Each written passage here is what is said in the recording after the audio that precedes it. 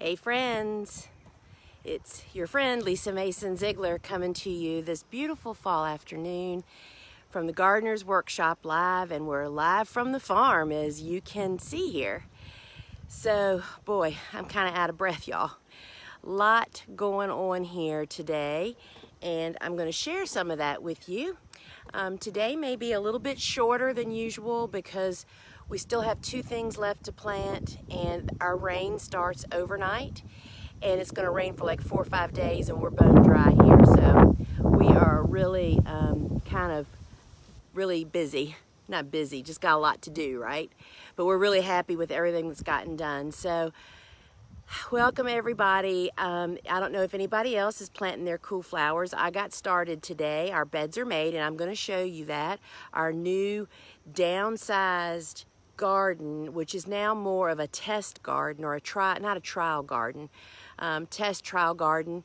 And remember, anybody that is a student of any of our online courses, or if you just signed up for my course, and oh my goodness, y'all, biggest class ever. It's going to be so awesome. Remember to comment with the sunflower emoji, and then everybody else recognizes you as one of their classmates. So we love when people actually do that. So I want to just kind of show you some of the gorgeous stuff. I mean, I just find myself sitting outside a lot right now, just really taking in the beauty.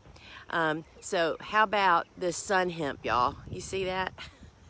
That stuff is like, I mean, it's like, I'm gonna go stand in front of it so y'all can tell. This stuff is enormous. I don't think my tripod, it's kind of breezy here. I'm just trying to find a flat place. Look how tall this stuff is. What do you think? 10 feet?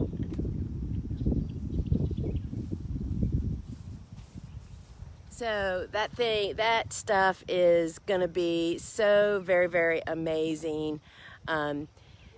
It is a warm season legume cover crop. And what that means is it's kind of like clover and beans and peas. They all take nitrogen out of the air and put it down into their roots. So not only does it build your soil with a lot of organic matter, but it adds nitrogen too. Oh, Elizabeth, welcome. Anyway, this is really a pretty and amazing crop. We grew it to have a really great wind break and a view break, you know. And it's just really pretty amazing. This is something you would never dream of growing unless you have equipment, y'all, because it's pretty amazing. This is Tucker's. Tucker is my golden retriever. For anybody that's never met Tucker, he just got put inside. He loves to go in there. You can almost see the tunnels that he makes. It's like the land of the giants, and literally he just had a fox run in there. So sun hemp is really pretty amazing. This space is being rested until probably the end of next summer, and so we haven't decided quite what to do with it yet.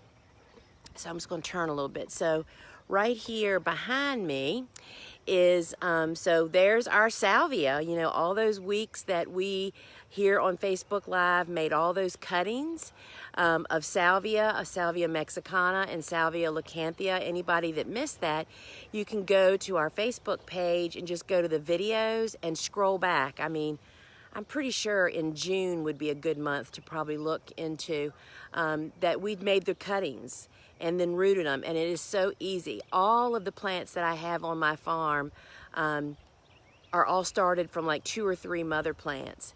So this stuff, oh, I have to turn around and take y'all over there. I'm gonna take you off this thing because the bees are heavy. This is part of the reason that I really love growing this. Just gonna watch for a minute. These are loaded with native bumblebees. If anybody didn't know that, bumblebees are a native bee. And there's only about, I think there's like 45 species here in the United States anyway. Oh my gosh, y'all, what is this? You want to talk about a bumblebee cluster? Look at that. That is a pack of bees right there, that big black blob. They are like loving that Salvia mexicana. So this is a really happening place. And I will tell you that, and there's several different species of bumblebees here. There's some of the little ones, and then there's the neighbor's honeybees right there. And see, there's a butt of a bee right there. I'm gonna get out of here, y'all. I am allergic to bees, by the way. I mean, is that bloom right there not just absolutely gorgeous? So they're getting kind of riled up. We do use these as cut flowers. However, you have to cut them at the right time. So the purple, we kind of let it get beyond what, I mean, I really would love to cut it when it's kind of really fresh and really vibrantly purple, but it won't hold up. I mean, the tips will wilt, and there's really nothing to do about that. You have to let it age a little bit. And the other thing is it has a very distinct smell. And yeah, it smells really good when you're out in the garden, but a big old bouquet with a bunch of that in it really stinks inside a house. As it ages, it also loses that fragrance. Now, here's the real lesson. You have to cut this green salvia, which is Salvia mexicana, long before this happens. See these little purple flowers? You do not want that to happen in your customer's vase, because what happens is those purple little flowers that are coming out don't last very long, and they quickly dry up and drop, and it looks just like rat poop. I know this because I've had the hysterical phone calls. People finding stuff on their table and they freak out, and anyway, not a good scene. But if you cut it long before now, like we haven't cut this for about 10 days now, it would look like this. It would just be the green outer shell of the blooms, and they do really, really well. So we call these a half-hardy perennial because they will live from year to year if they survive your winters. Some years they do here, and some years they don't. We're going to leave this in here. This is an area of the garden that we're kind of resting, so I don't have to have something, when we were at full speed ahead, we never leave anything that we aren't sure of. So we'll see what happens there. So this, which is right next to our friend the sun hemp, is buckwheat that you see. I mean, is that beautiful? Well, under that buckwheat, I sowed at the same time as I sowed the buckwheat, winter cereal rye, and that's growing in the understory. The buckwheat will get snapped by the cold. The winter rye will go on and grow, and that'll stay here until next, probably June. You can't see it, but there's clover sprouting in here. You can see the clover in this understory of this buckwheat has clover underneath, and there's really quite a nice stand of it too. I mean, you can see it all in there. And then there's, of course, gourds or squash, one of the two. So let's get to what everybody wants to look at. It's not much to look at now, y'all. So we have drastically downsized our commercial garden, going from a production garden down to more of a test garden, right? And if y'all don't know that story, you'll have to go listen to another Facebook, or we'll talk about it on another day. So my cool flower garden is only 8 beds, and they're 55 feet long. I've taken my garden down to an official 1/8 of an acre. An 1/8 of an acre is 5,500 square feet, which is 55 feet long and 100 feet wide. And that's what we're working on from this next year, to really just doing some, work. And so this used to all be extensions of the beds at the heads and the foot, and we just tilled that and sowed some grass seed. Stuff will just pop up and grow. We don't really grow grass here, but to get it going, we did that. So I have 2 direct seeded beds. This is one of them, and there's the other one down there you can see that's wet. None of the transplants are even planted yet. The plan for this garden is that all of these pathways and 3 feet at the foot and 3 feet at the head will be in leaves. the pathways will be in leaves. And that's typically what we do with our cool flower garden because leaves are much more available. We have landscape guys that'll bring them to us now and dump them. So we'll really have a great show.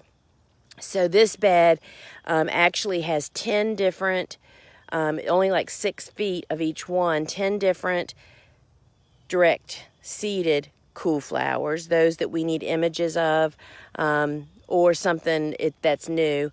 Over there is our poppy production. That's that poppy, that the big giant poppy pods, you know, we grow and save that seed. And so that is our production spot. And I'm going to walk this way. And so down here, I wanted to show you our official no-till garden, because I do a couple different methods of gardening. We've put in cover crop. That will be from here over, which is 1, 2, 3, 4, 5, 6, 7, 8, 9, 10. That's actually 11 beds. That'll be our very early spring maybe and summer. But see, and this has just had cover crop planted in it today, clover. But look at this clover over here. This was planted last week, like maybe 10 or 14 days ago. And these pathways will also get leaves.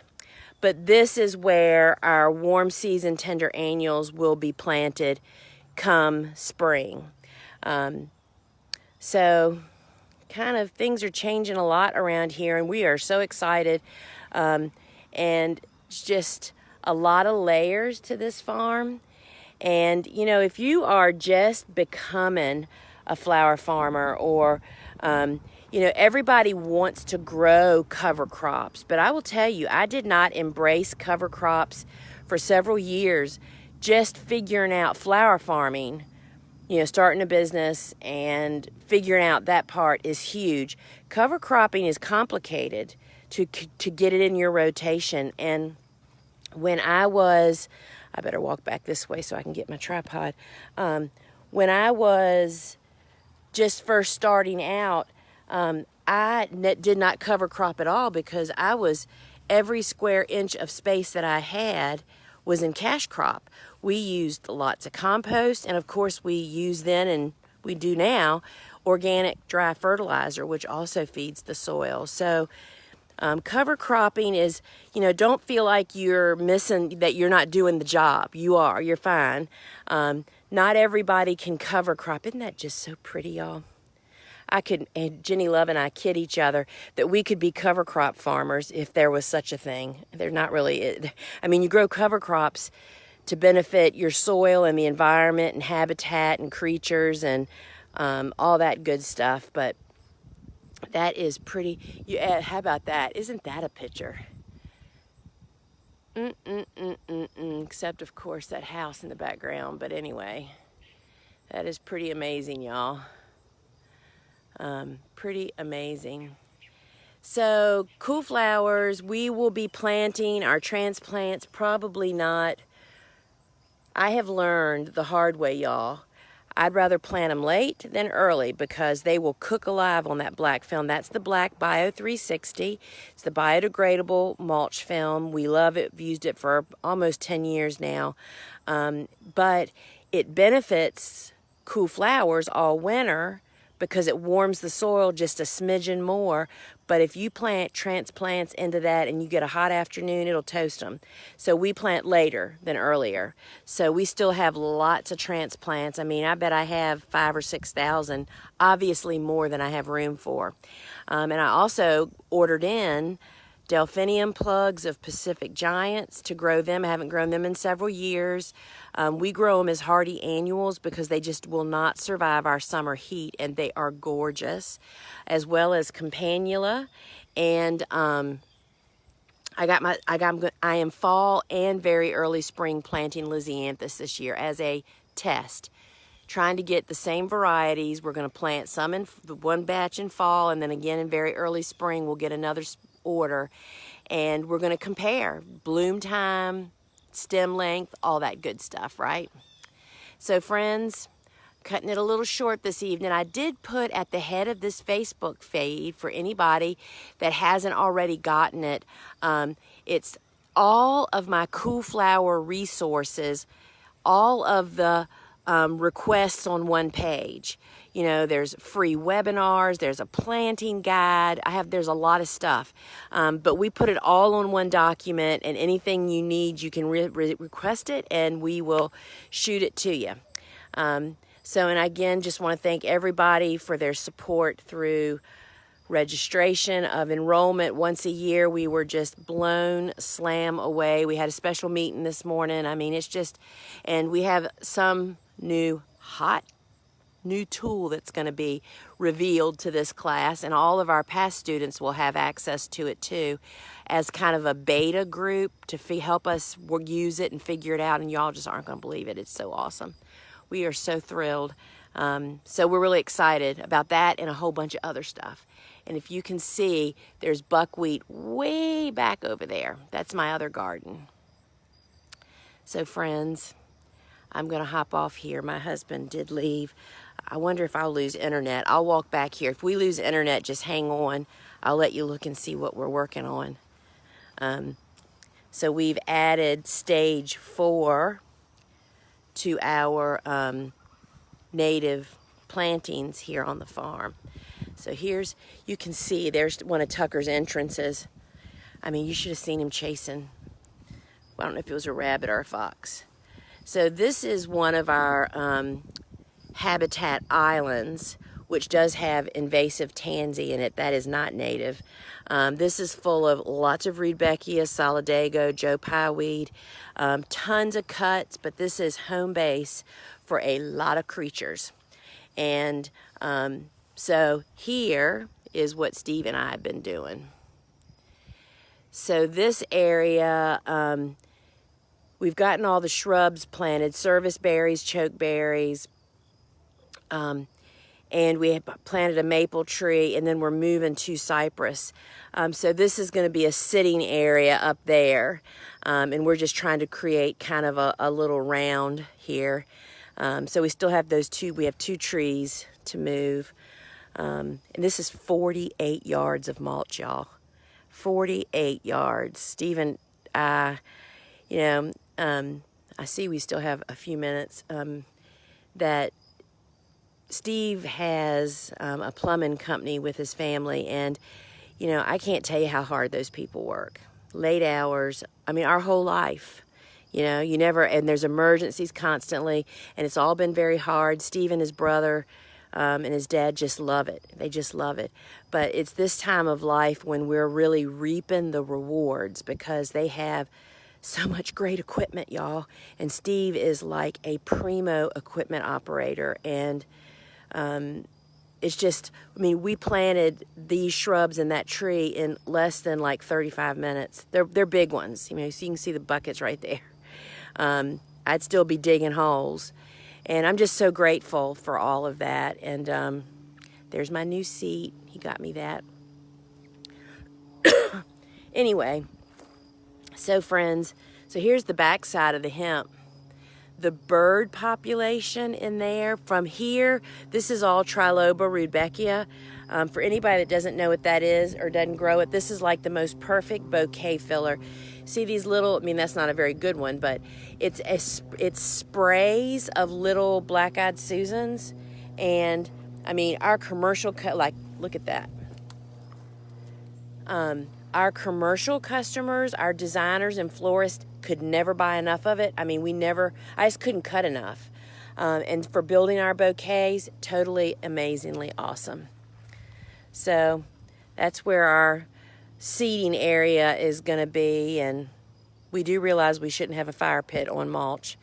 It's just here to help keep the weeds down. So friends, I haven't seen anybody post a question.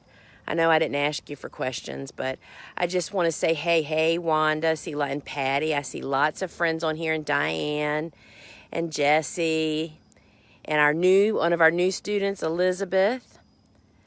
Yeah, the cover crop is insane. I'm a little in love with it, though. And I will tell you this, but do not grow this for a cut flower, y'all. it does hold up in bouquets. We were so desperate the last week of production for filler that I cut some like on Friday to hold until the next Thursday when we were going to need it. And it holds up beautifully. And the flower actually, we'll walk back this way and I'll get my tripod. The flower actually looks kind of like a sweet pea or an orchid. And our customers really loved it. Of course, they have no idea what it is, right? Here's one hanging down that'd be perfect. The bottom flowers do fade, but look at that. I mean, it is just like a darn sweet pea. They are pretty beautiful. And when I stripped it, I left like 3 or 4 of these spiky things and stripped the rest of it. Held up like a champ. I mean, they are just beautiful. And there's Mark. He's another one of our new students. Mark is from In Season Flower Farm, and he's in Asheville, North Carolina. And he and I met at a Mother Earth News event many years ago. And Mark is a bee guy too. So, all right, friends, what time is it? Let me get over here. I had to drag my clock out here, but look at that. Isn't that just beautiful? Just beautiful. So, friends, I'm really ready for, you can't really see it from here, but that purple over there on the tunnel is that hyacinth bean, which is really quite beautiful. But it also does not hold up as a cut until it gets to the bean stage. The flowers look like little orchids also, or sweet peas, but they just do not hold up. All right, friends, I'm going to hop off here, get a drink, and go back to hopefully move 2 of those trees that are not in the right spot. And there is the sun hemp. So I don't know what we're really feeling like. You know, Steve and I are turning into these old mushy people. He said, if we mow it, what about the birds that are in there all day, every day? And I'm like, okay, whatever. I'm thinking if we just leave it and let it winter kill, then it will be a lot of habitat for good and bad. Oh, Michael says, Lisa, thank you. Whoops, where'd that go? So funny the way the comments are different than they used to be. I just saw that somebody thanked me for signing a book for his wife, and you are so welcome. We really love, and I tell you what, Rhonda, who is our warehouse manager, it's really her mission to deliver the best customer service on the planet. She chases me down to get special signatures on books when people request it. I just love signing books for you guys. Kaylee, I do not think it's too late in Zone 8, but I tell you, my start with Triloba Rudbeckia was I bought about 5 plants from a local native plant sale, like the Master Gardeners do it, and those types of sales typically have some. So just keep your eyes peeled. I would definitely start, especially you're an 8A just like me. Rudbeckias are a little slow to grow, but all you need is one. If you can get one growing in your garden, they will reseed like crazy, like this one did. And our tuberoses, which are way back there, are still blooming too. All right, friends, I'm going to have to find my man and get him back on that excavator. So, friends, till we meet again, I will see you next Wednesday, 11:30 on Instagram for Ask a Flower Farmer, and at 1 o'clock on Clubhouse for we'll be talking about something good. So, friends, till we meet again, ciao.